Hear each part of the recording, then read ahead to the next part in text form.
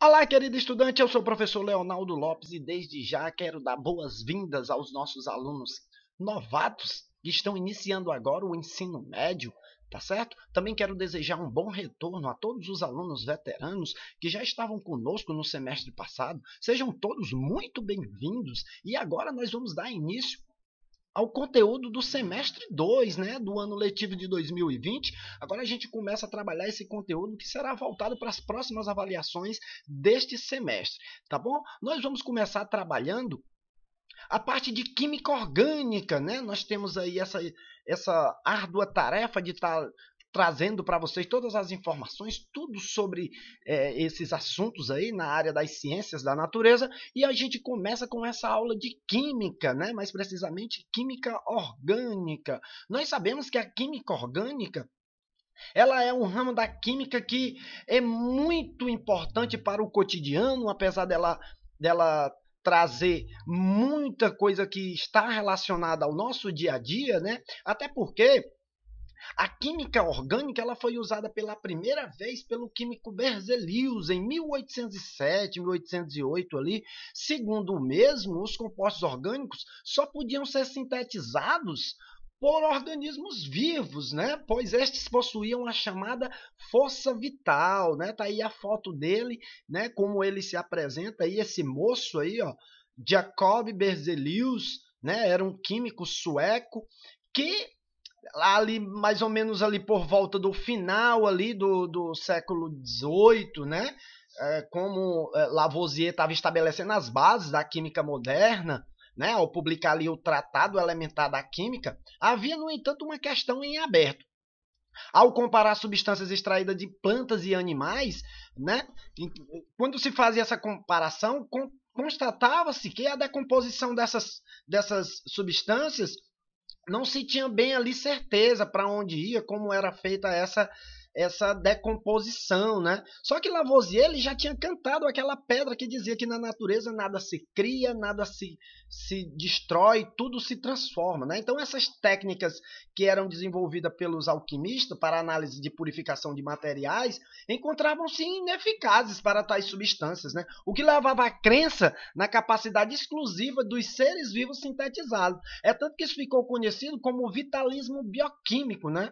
É até uma forma, um conceito a se estudar, esse vitalismo também. E esse vitalismo bioquímico acabou sendo essa teoria da força vital, que dizia que apenas os seres vivos seriam capazes de produzir os compostos orgânicos, né? Coisa que lá na frente a gente viu que não era bem assim. Essa teoria ela foi refutada justamente pelo alemão Friedrich Wöhler, né? Ele viveu ali por volta de 1800, 1882, viveu bastante tempo. Foi discípulo de Berzelius, né? Ele saiu da Alemanha e foi estudar lá na Suécia com Berzelius, né? E conseguiu refutar ali, né, a sua teoria, essa teoria justamente da teoria da força vital. Como o professor ele fez isso? Ele fez a sua própria síntese, né? Ele obteve a ureia, um composto orgânico, a partir do cianato de amônio, né? Um composto inorgânico. E isso derrubou a teoria da força vital. E desde então, milhares de compostos têm sido sintetizados, né? Olha ela aí, como foi essa síntese que ele fez aí. Ó. Aí a síntese de Wöhler, o que é que ele pegou? Ele pegou um cianeto, né? Como você pode ver aí, ele pegou esse, na verdade, cianeto não, cianato, não, cianato de amônio, aqui, ó.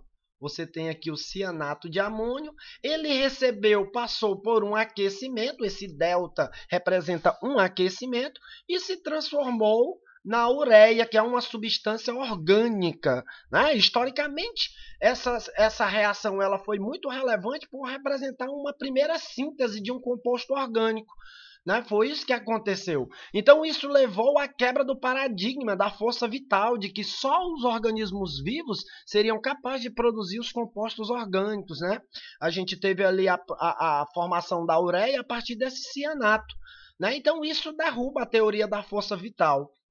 Após 1828, os químicos se sentiram estimulados a tentar sintetizar novos compostos. Né? O plástico aí da sua caneta, por exemplo, é um deles. Né? Hoje, conhecemos milhões de compostos orgânicos. Né?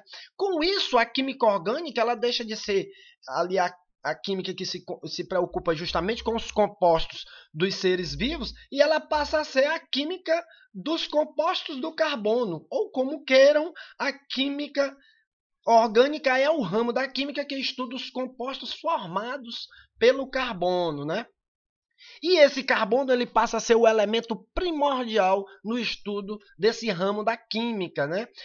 Olha aí, a gente traz ele aí para você ver como ele se apresenta na natureza, como ele é representado aí na tabela periódica, né? A sua configuração eletrônica, a massa relativa, né?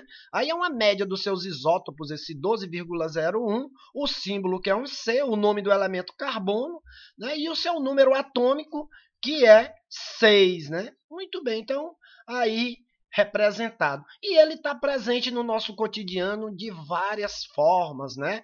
A gente estuda muito ele quando se estuda aí o petróleo, né, que é fonte de tantos materiais e dos combustíveis também, algo bem corriqueiro, bem cotidiano, né, do nosso para poder estar aí fazendo alusão a esse elemento aí, né, que é tão importante no nosso dia a dia. Tá certo? Para se falar em carbono, nós vamos também falar nos organógenos, né? Nesses elementos organógenos ou átomos organógenos, que são aqueles que constituem os compostos orgânicos, né? Junto com o carbono, o oxigênio, o hidrogênio, o nitrogênio, alguns haletos, né? Dentre esses que aparecem com maior frequência são os carbonos, os hidrogênios, o oxigênio, né? É interessante, ó, recordar as ligações que esses elementos podem fazer. O carbono a gente vai ver lá na frente que ele é tetravalente. Essa tetravalência lhe confere uma capacidade de fazer 4 ligações. Essas 4 ligações podem ser ligações simples, aqui pode ser ligações simples, podem ser ligações duplas, ligações simples e duplas, ou só uma ligação tripla, né? Tem também o nitrogênio, que vai fazer 3 ligações, o oxigênio vai fazer 2 ligações, o hidrogênio também fará apenas uma ligação, bem como os haletos também, quando se ligarem com o carbono, faz apenas uma única ligação, né? Hoje, né, mais de 30 milhões de compostos químicos atualmente, né, são conhecidos, né? Mais de 90% deles contém o átomo do carbono, né? O átomo do carbono é capaz de formar uma diversidade imensa de compostos, né? Desde o metano até o DNA. O DNA ele tem mais de 100 mil milhões de carbonos, né? Aí, para você localizar na tabela periódica, eu trouxe essa ilustraçãozinha aí, que mostra aí bem detalhado onde se encontra aí cada, né, cada elemento organógeno, onde ele se apresenta aí na tabela periódica, para você ficar atento. Aqui nós temos, volta para cá, nós temos aqui o hidrogênio, né? O hidrogênio, a família 1A, ele não é um metal alcalino, mas ele está na família 1A porque ele tem um elétron na sua última camada. Aliás, ele só tem esse elétron, né? O carbono, aqui o carbono na família 4A, o nitrogênio e o fósforo na família 5A, na família do nitrogênio. Na família 6 tem o oxigênio e o enxofre, que também aparece, né? E na família 7A nós temos os haletos orgânicos, flúor, cloro, bromo e iodo, né? Então esses são os elementos que são considerados organógenos, que junto com o carbono vão formar as cadeias carbônicas, dando característica ali às determinadas funções orgânicas, né? Então o carbono ele sofreu alguns postulados tiveram que ser enumerados por suas propriedades, né? Pelas características que o carbono apresentava. Kekulé e Cope enumerou alguns postulados, né? Essas foram as bases, né, a ideia fundamental nessa teoria estrutural para se apresentar esse elemento, né? Olha, propõe o que é que esses postulados nos propõem, né? O carbono ele é tetravalente, e dizer que o carbono é tetravalente é você dizer que ele é capaz, ele precisa fazer 4 ligações, né? Até um ditado que diz que o carbono, quando vai preso, ele olha para o delegado e diz: olha, senhor delegado, eu tenho direito a 4 ligações, senão eu quebro a cadeia. E é verdade, se ele não fizer essas 4 ligações, o carbono quebra a cadeia, né? Então o carbono ele é tetravalente. Os hidrogênios e os halogênios, flúor, cloro, bromo e iodo, têm valência 1, o oxigênio tem valência 2 e o nitrogênio tem a valência 3, como nós vimos lá nas ligações, como eles se apresentam, né? O carbono é o único elemento com habilidade de formar ligações covalentes estáveis com outros elementos em variações infinitas. Né? Então, ele tem essa capacidade também. E o carbono pode usar uma ou mais de suas valências para formar ligações com outros átomos de carbono. Tá certo? Entre os postulados, o primeiro dele é justamente o que fala da tetravalência do carbono. Vamos ver como acontece isso? Olha, o carbono ele tem um número atômico 6, Z igual a 6. Se nós formos distribuir os 6 elétrons que ele tem, na primeira camada K fica com 2, fica preenchida, e na segunda camada fica 4, para obedecer à regra do octeto, que a gente vai ver lá na frente que todo elemento para estar estável ele vai ter que ter os 8 elétrons na última camada, ele vai ter que compartilhar esses 4 elétrons que ele tem na sua última camada com alguém que queira também compartilhar para adquirir essa estabilidade. Olha como isso fica. No orbital P, ele tem 2 orbitais, né, preenchidos, né, e um orbital vazio. Esses dois aqui estão semi-preenchidos. E o S está preenchido. Obedecendo a regra de Hunt, né, todos os orbitais vão ficar semi-preenchidos. Com isso, ele vai obter essa hibridização aqui, SP3, né, porque todos os seus orbitais ficam semi-preenchidos, esperando ele fazer as 4 ligações para trazer o complemento desses elétrons para adquirir essa estabilidade, tá certo? Então, seguindo, indo para frente aí, nós vamos ter que essas 4 ligações que o carbono faz lhe dá essa propriedade aí, essa característica de formar essas estruturas aí, né? Como a gente pode ver, o carbono em todas as estruturas aqui ele vai ter 4 ligantes. Obrigatoriamente ele deverá fazer essas 4 ligações, tá certo? E dentre essas 4 ligações, o carbono ele vai se apresentar com ligações simples, ou pode trazer ligações duplas, e também pode aparecer também ligações triplas, tá certo? Então são esses 3 tipos de ligações que ele pode estar fazendo, formando aí o seu amaranhado de átomos, né? As famosas cadeias carbônicas, que nós vamos falar nelas mais para frente um pouco, a gente vai estar falando das cadeias carbônicas. Todos esses compostos são os mesmos, mas esse segundo postulado, né? O segundo postulado ele diz que as 4 valências do carbono são iguais. Então nós vamos ter que esses 4 composto que a gente vai estar vendo agora, na verdade, eles são os mesmos. Observe que a posição do elemento ligante ao carbono, ao cloro, ele vai estar em 4 posições diferentes. Mas mesmo assim, como essas valências são iguais no carbono, acaba que isso se torna sendo o mesmo composto, né? Apesar do ligante estar saindo de locais diferentes, mas não vai ter ali uma diferença, tá certo? O carbono possui uma extraordinária capacidade de ligar entre si mesmo e a outros compostos, formando essas cadeias estáveis, né? O terceiro postulado, justamente, ele vai falar disso. O carbono forma cadeias. E isso é um assunto que a gente vai falar separadamente, a classificação dessas cadeias carbônicas, né? O carbono ele vai estar se unindo tanto aos organógenos, que nós conhecemos ali, como a outros carbonos também, formando justamente esse emaranhado de átomos, né? Essas cadeias carbônicas. Olha como elas podem aparecer aí, né? Como você pode observar, ela aparece aí de diversos modos, né? Organizada aí, formando essas 4 ligações que o carbono precisa fazer para estar estável, né? Então, aí são as cadeias carbônicas que ele é capaz de formar, né? Na representação dos compostos orgânicos, as cadeias carbônicas elas podem se apresentar de diversas formas, né? A gente vai ter esse modelo de bolas e varetas, que é esse primeiro aqui, ó. Esse primeiro são bolinhas ligadas, né, a varetas. A gente vai ter essa forma condensada, que ela é bem usual, aparece muito nos exercícios, em vestibulares.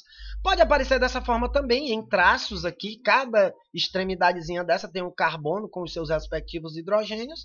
E essa fórmula estrutural plana também, que ela é mais usual também, né? Ela pode aparecer também assim, um pouco mais complexa, dessa forma de cavalete aqui, como ela é chamada. Não se assustem se você se deparar com ela. Ao longo do nosso material você pode estar vendo ela dessa forma. Ou nessas projeções aqui de Newman, também ela pode aparecer, né? Isso aqui são cadeias carbônicas, mostrando aí a disposição dos átomos, né? Tá bom? Então, para que você tenha o conhecimento de como essas cadeias carbônicas podem aparecer. Quanto aos tipos de carbono, o carbono ele pode se classificar de 4 modos. Essa classificação será de acordo com a quantidade de ligações que ele faz com ele mesmo, né? O carbono. O carbono ele será considerado primário quando o átomo de carbono está ligado a um ou a nenhum outro átomo de carbono. Ou seja, se o carbono está ligado só a um outro átomo de carbono, ou nenhum outro carbono, ele é primário. Ó. Esse carbono aqui ele só está ligado a esse aqui, né? Então ele é primário. Ó. Esse carbono só está ligado a esse. Ó. Bem como esse daqui só está ligado a esse. Então, esses carbonos aqui são ditos carbonos primários. Esse carbono aqui também ele é primário. Ó. Esse carbono ele é primário porque ele não está ligado a nenhum outro átomo de carbono. Mas ele, por si só, ele também é considerado um carbono primário. Tá certo? Temos também o carbono secundário. Esse carbono secundário, obrigatoriamente, terá que estar ligado a 2 outros átomos de carbono dessa forma aqui que aparece, ó. Tá certo? Então, esse átomo aqui de carbono, esse aqui, ele é considerado secundário porque ele se liga ao da direita e ao da esquerda. Do mesmo jeito acontece com o vizinho dele, está ligado ao da direita e ao da esquerda, né?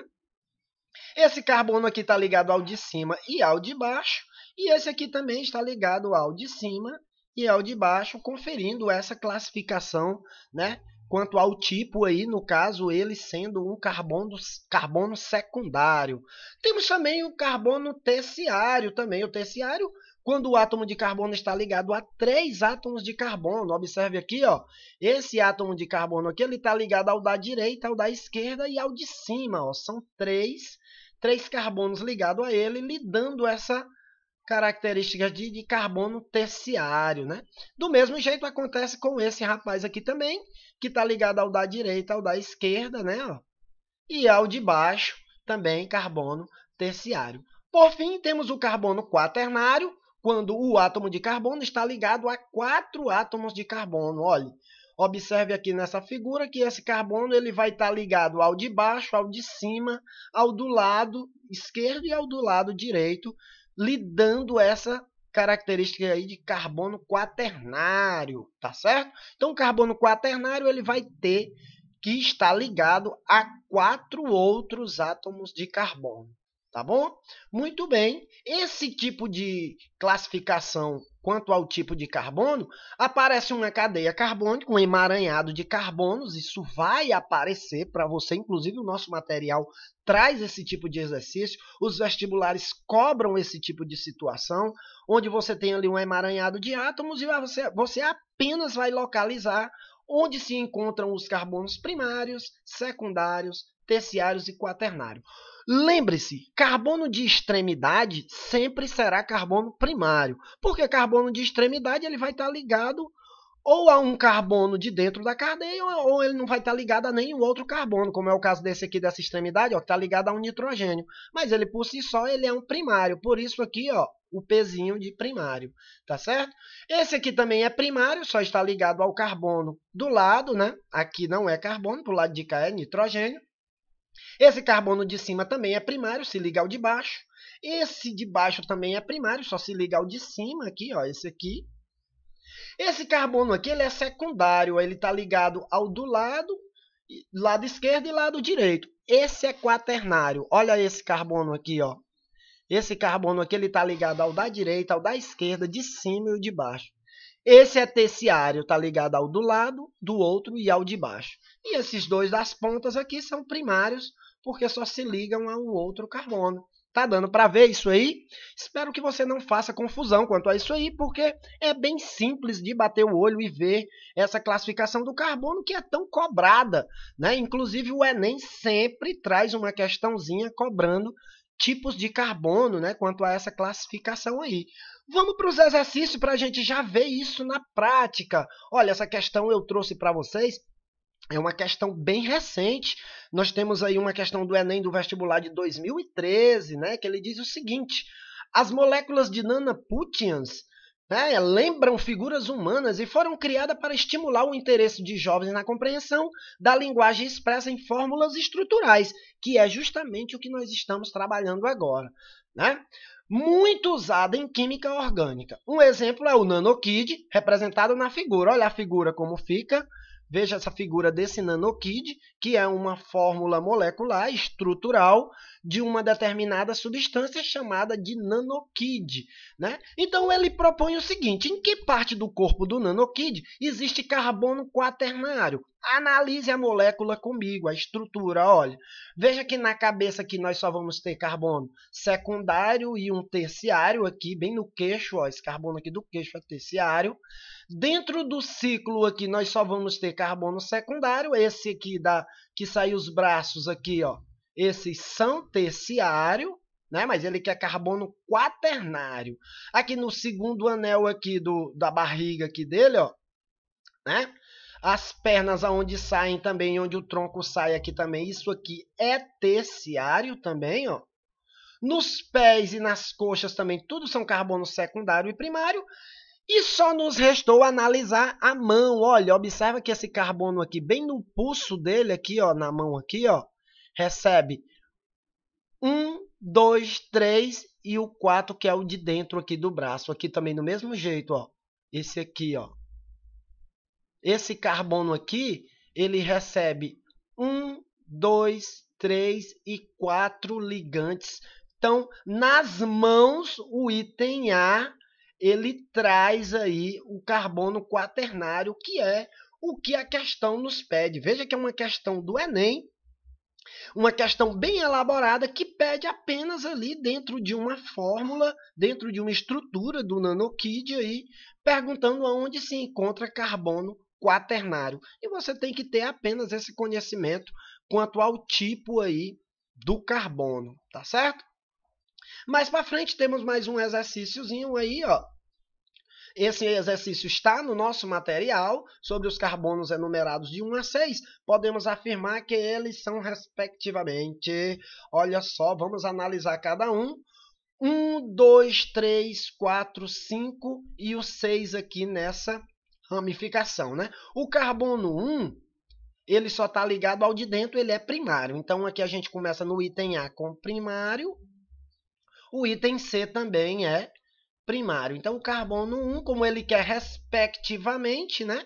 Respectivamente, a gente vai ter que dar essa sequência, né, do que ele quer, que é justamente esse tipo de carbono. O carbono 1, ele é primário. Então, no item A, o carbono 1 é primário e no item C, o carbono 1 também é primário, né? O carbono 2, ele é terciário. Olha aqui, ó. No item A já diz que ele é secundário, já não é, porque o carbono 2 ele é terciário. Lembre-se que ele é terciário porque ele está ligado ao da direita, ao da esquerda e ao de baixo. Então, aqui, ó, no item C, terciário. O carbono 4, ele é um carbono, aliás, o 3, né? Ó, o carbono 3, ele é secundário, ó. Carbono 3, ele aqui, ó. Que o carbono 3 está ligado ao da direita e ao da esquerda, ele é secundário. Tá aqui, já achamos o item correto, mas vamos verificar até o final, né? O carbono 4, quaternário. Olha aqui o carbono 4 quaternário ligado ao de cima, ao do lado, ao do outro lado e ao de baixo. Tá vendo? Ó? Então, aqui é um quaternário, né? O carbono 5 é um carbono primário, só se liga ao de dentro, tá aqui, primário. E o carbono 6 aqui, ó, também é primário, só se liga ao de cima, primário.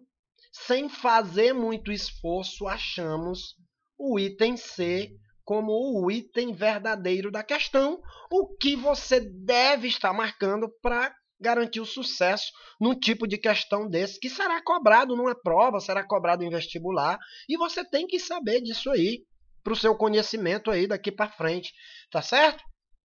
Temos mais uma questão aí, uma questãozinha aberta da FUVEST, ela trouxe aí recentemente essa questão em que ela pergunta quais os 4 elementos mais frequentes nos compostos orgânicos. Nós vimos lá no início da nossa aula que os compostos mais frequentes, né, os elementos mais frequentes dentro dos compostos orgânicos, na verdade, são os organógenos, né?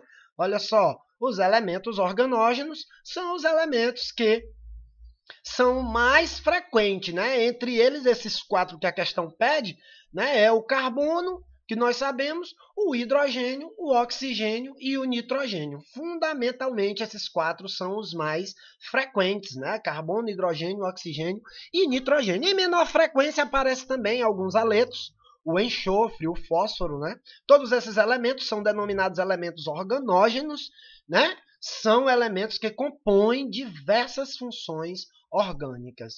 Tá certo? É bom você lembrar também, você ter em mente que todo composto orgânico possui carbono, porém, contudo, de modo que nem todo composto que tem carbono vai ser orgânico. Então, fica com isso em mente. Olha, todo composto orgânico possui carbono, mas nem todo composto que possui carbono vai ser orgânico. Tá certo? Muito bem, isso é tudo para essa nossa primeira aula.